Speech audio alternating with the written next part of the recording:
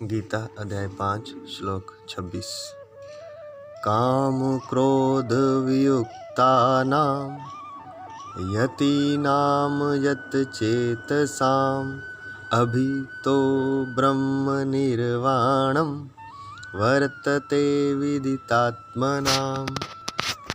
काम क्रोध से रहित जीते हुए चित्त वाले परब्रह्म परमात्मा का साक्षात्कार किए हुए ज्ञानी पुरुष के लिए सब ओर से शांत परब्रह्म परमात्मा ही परिपूर्ण है।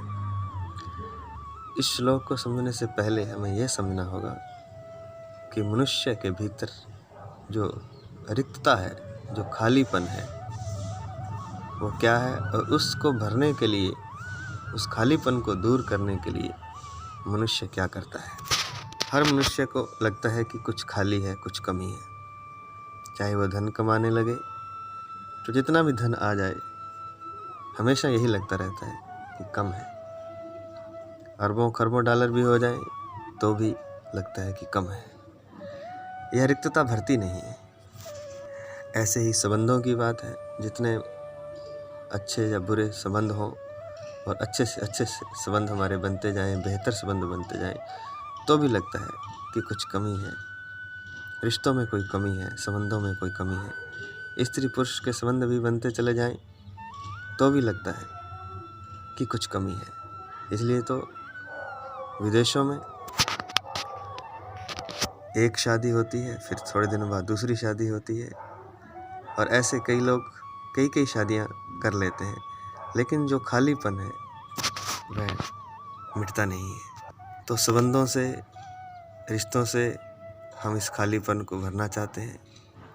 और जो थोड़े आगे निकल गए हैं, जो विकसित हो गए हैं, अपने आप को विकसित कहते हैं, हालांकि विकसित है नहीं, जो अपने आप को विकसित कहते हैं वे नए नए रिश्ते बनाते हैं, बार बार शादियां करते हैं, चाहे वह स्त्री हो चाहे पुरुष। लेकिन फिर भी वो जो खालीपन है, जो वो रिश्तों की कमी है, जो अधूरापन है, वह खत्म नहीं होता। और इन सब से जब चूक जाता है व्यक्ति तो फिर वह इज्जत कमाना चाहता है। वह चाहता है कि लोग उसका सम्मान करें और सम्मान भी वह चाहता ही रहता है। उसमें भी उसे लगता है कि अभी मेरा सम्मान पूरा हुआ नहीं, जिस लायक मैं था उतना सम्मान मुझे मिला नहीं। तो ये तीन चीज़ें हैं जिसे शास्त्रों में कहा गया है, कामनी, कांचन और कीर्ति। अब इन तीनों से वह अपने खालीपन को भरना चाहता है और जब इन तीनों की तरफ वह चलता है, इन तीनों को पाने की कोशिश करता है, चाहे वो धन हो, चाहे स्त्री हो, चाहे पुरुष हो, चाहे रिश्ते हो, चाहे इज्जत हो, शोहरत हो, जब इनको पाने में लगता है तो कुछ बाधाएं पैदा होती हैं। तो उनसे फिर काम, क्रोध, लोभ, मोह, ईर्ष्या, द्वेष आदि पैदा होते हैं।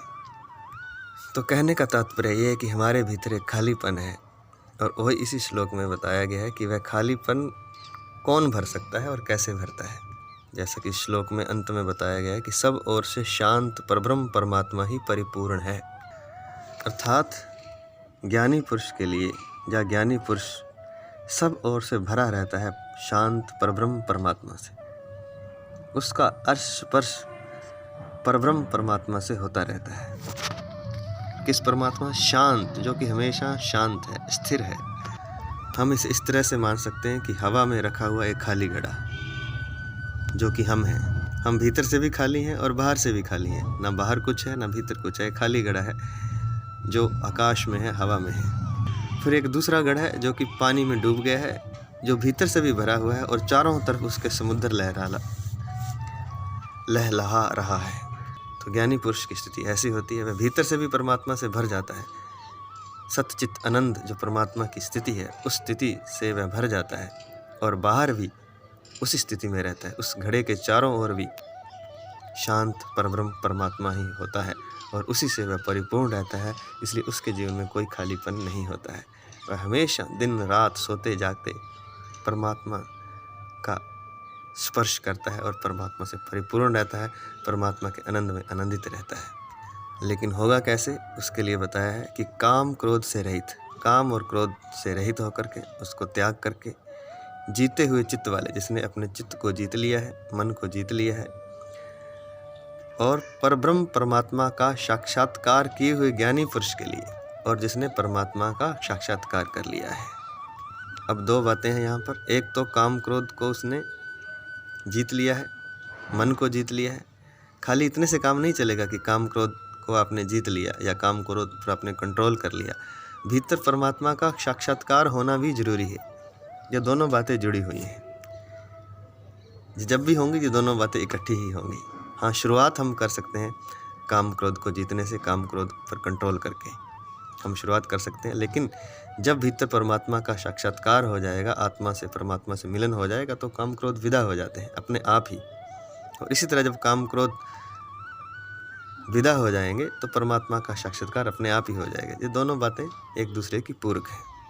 तो काम क्रोध और मन को जीते हुए चित्त वाले पुरुष जिसने कि परमात्मा का साक्षात्कार कर लिया है, वह हमेशा ही परमात्मा से परिपूर्ण रहता है, ओतप्रोत रहता है।